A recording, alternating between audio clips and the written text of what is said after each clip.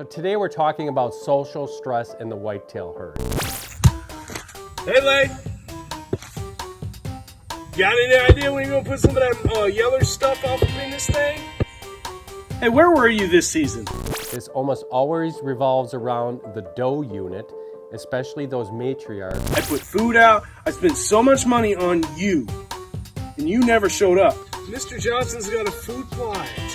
The ones that are driving the bus for habitat, food requirements. Look, next year I promise it's gonna be different. I'm gonna hunt somewhere else. I've changed, dude. I'm gonna come back. I don't care about you. Nope. And especially over winter and fawning habitat. You know you can't resist all this. You know you can't. You know you want my head on your wall. What is this? This is deer and deer hunting?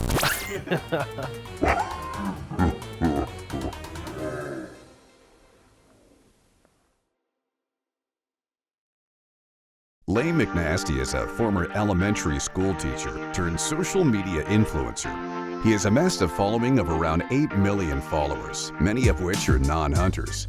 Despite that fact, he doesn't shy away from his roots as a Louisiana whitetail hunter. A raccoon really did snatch our hot dog buns, but I think what I'm gonna do is I'm gonna set him out, see if we can catch it. So when social media came around, I found myself posting some goofy skits, just kind of being myself to make my friends and family laugh, and that ended up building me quite the following online. I started with hunting videos and then changed around a lot and kind of built a really diverse community of people that watch my videos. Not all of them are into hunting, some of them are. It's a really great spot to be in for myself. Can I have some? No. So I remember my very first viral post. It was actually right before deer hunting. I posted a video of me in a pig costume. It's kind of weird, but that's okay. Because I had a lot of hogs coming to my feeder and I was like, you know what? I'm bored, I'm not seeing deer. Why don't I make a video to make my friends laugh? And then I just kind of slept on it. I woke up the next day to go hunting and I woke up and saw it said 100,000 views. And after that, I kind of freaked out. I thought, am I famous now? But it kind of started a really strange twist of events in my life.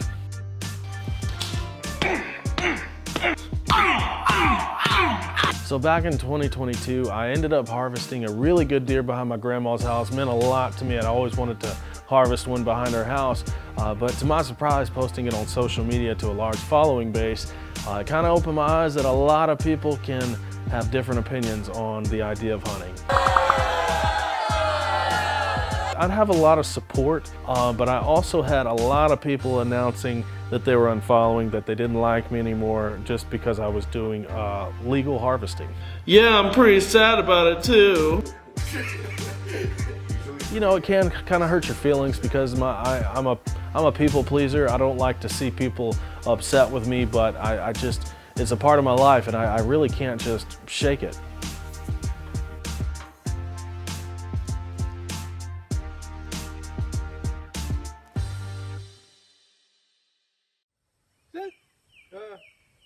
Is that moving?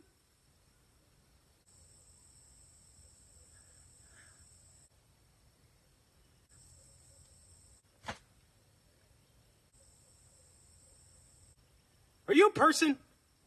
Are you? Aha! I see ya! Knew it!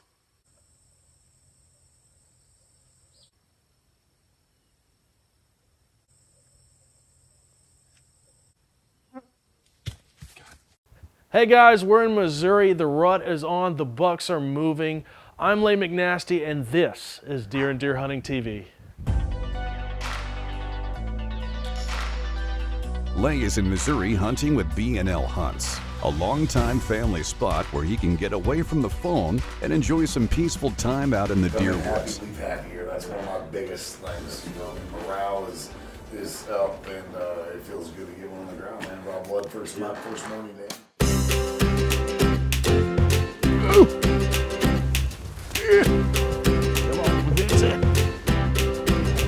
After a small licensing hiccup the first morning, Leigh was eager to head out to the woods for an exciting all-day sit.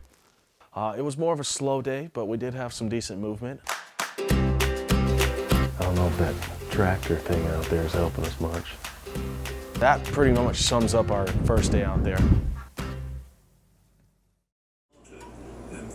She was having a bad hair day.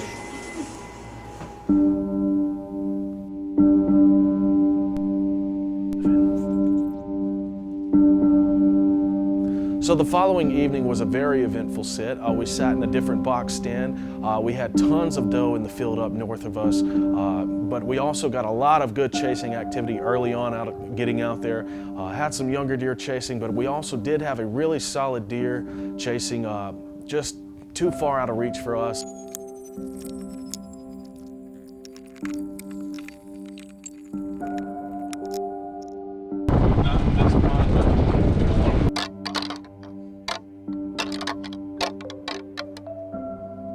Social media star or not, the deer treat Leigh like every other deer hunter in the woods by making 4 days feel like a lifetime of waiting.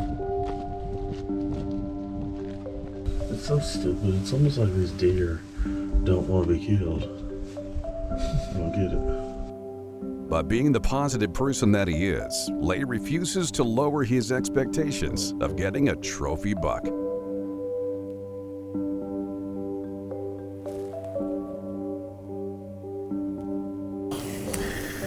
We're about to go eat. We're tired and we're hungry, and we didn't get our deer. We're gonna get one. We're gonna get one. We will not leave here empty-handed. So onward.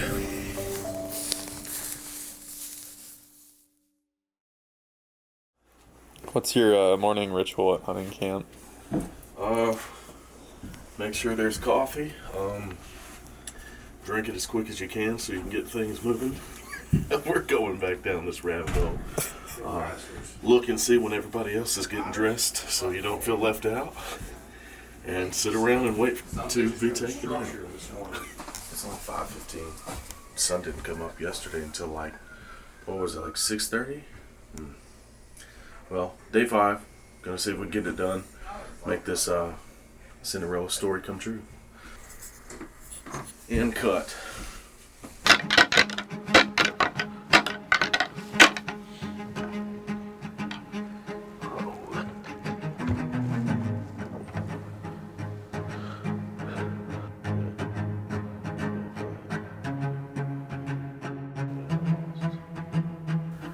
All right, it's been super slow here, but Bruce on the way back to the lodge mentioned that he saw a good looking buck up the hill, so he said it might be a good idea to maybe sneak up here and see if we can get a shot or at least look at him, but we're gonna regroup after that and see what happens.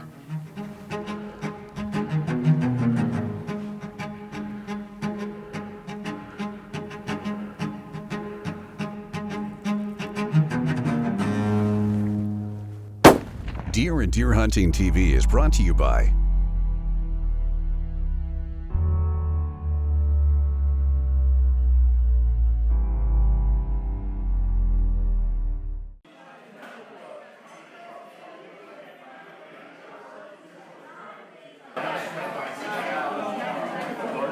One of the really cool things about coming here to hunt is that Bruce actually, I didn't know if that was a bad thing. One of the cool things about hunting here at Bruce's is that picking up? I just feel it. Yeah. And also one of the cool parts about here, he also owns a really popular diner here in town, which is jam-packed with a lot of good food. Also one of the great things about hunting at Bruce and Lacey's place is that stupid rooster. You still want me to do it? When you get out the frame, I'll do it. Also, one of the great things about hunting here at Bruce and Lacey's place is they own a really popular diner here in town, which is full of great food, and that helps fill us up in between hunts.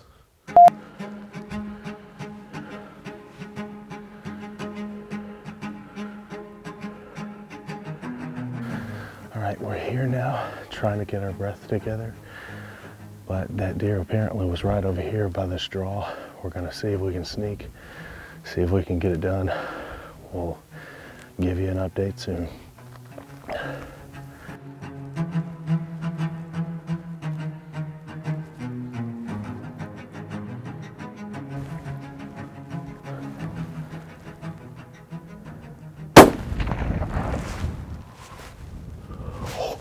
We smoked him. Smoked him. We just smoked him. I think that's the coolest thing I've ever done. All right, I don't know if we got all that on camera, but that was such a fast moment. You know, I had to shoot running, got him, but I did have to end up putting another shot on him, but we're gonna see if he's expired. I think he is. I don't see any breathing in the lungs, but we're gonna walk up over there and just take a look.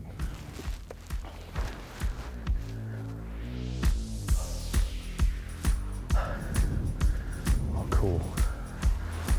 He's a big deer, man. I think he's done with. Oh, dude, I think he's a nice looking 8-point, man. Man, that was such a unique moment. I've never experienced something like that. That was, I don't know, it's just neat to see all these different experiences that I get to go through with hunting. But day 5, last day out here to try to get it done, and we got it done on a pretty thick Missouri 8-point. I'm so happy, dude. That's the weirdest thing I've ever done. Really, Leigh? That's the weirdest thing you've ever done? That's gonna be a banging episode.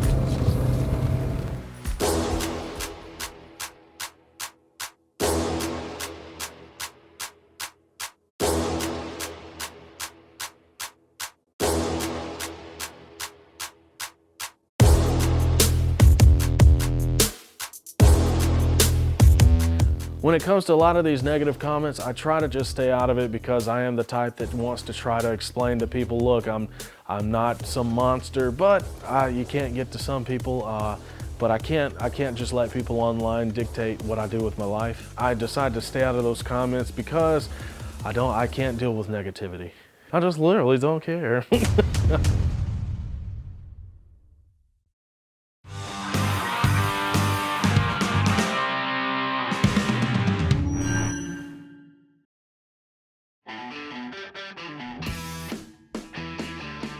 So we've been using this 3-part system from Deer Grow. I'm very impressed with it. It helps shorten the time needed in getting the soil ready, getting the soil planted, and making sure those food plots are boosted and growing as much as they can so we have a lot of great forage for the deer. The first thing that we use, if you're going to be using on compacted soil like clay-based soil or even fallow ground, and a lot of us do that, you get a new piece of ground, either you're leasing it or you buy a small property, and you don't have a tiller, you don't have the means of doing some of these things, that's where plot till comes into play. What you want to do here is if you get that fallow grass mowed down as far down as possible, you spray this on the ground. What it does, it works naturally and organically to get oxygen into the soil, which is what tilling does, but you can do that with one application. Even better about that is you can put this in with your glide when you spray. So it's not an extra step. You can do one step and then you're ready to the next step. The second part of the system is plot start. This is in lieu of your lime. This is calcium. That's going to replace your lime. One application of this is going to be the equivalent of your lime to getting that pH to raise. But what it's going to do, it's going to do it organically. And that's what I love about these Deer Grow products. Everything is organic. We're not sitting there waiting. A lot of times, especially with lime and fertilizer, that stuff doesn't leach into the soil for a long time. This is instant into the ground, and what it's doing is it's working with those organic compounds that are already in the ground to raise that pH level so you're going to have a more healthy soil to plant in. The third thing that we're going to be looking at is plot boost. Again, you can put this in the same tank. 2.5 gallons of plot boost replaces 150 pounds of dry fertilizer. Think about that. Especially if you're taking bags of fertilizer on these small kill plots. You know how much work that is? One application, and it's going to give those plants a head start and really allow them to flourish. Okay, so for this plot that we're doing today, we actually got in there, we turned the soil once. The soil is more of a sandy loam, so we do not need the till. It's not a compacted soil. There is some weeds in there, but I wouldn't consider this fallow ground by any means. What we're going to do is we're going to start it. We're going to get it with some plot start. This is instead of putting lime out there manually, we're going to do it with this liquid and it's going to allow those organic compounds to raise the pH to where we want it so we can get the seed in there and allow it to germinate and start growing quickly.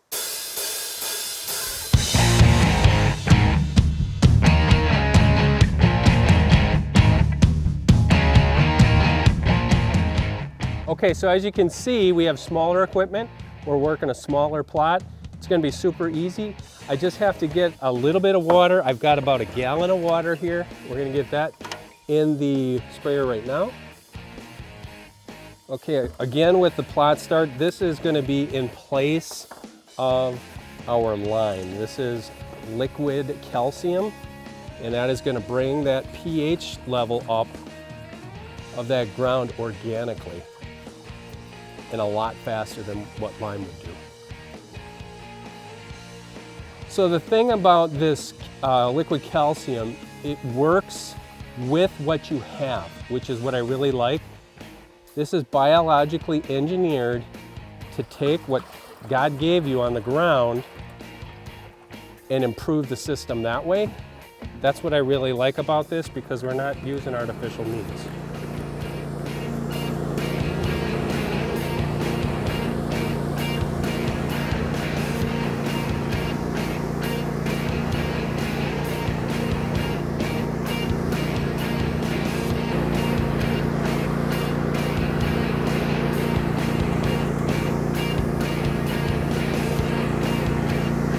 So here's a tip that I like to do when you have a little bit left in the tank after you do a small plot like this, especially with a liquid calcium.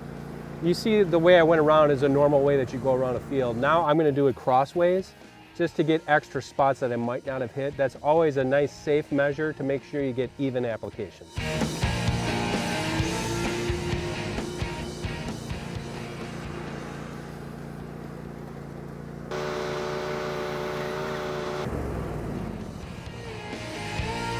Well, that's it. You know, it's pretty simple, especially when you have a small plot like this. But what I really like about it is it takes those steps out that we used to have to do in the past, and also it's a lot faster than putting out pellet lime or dry lime.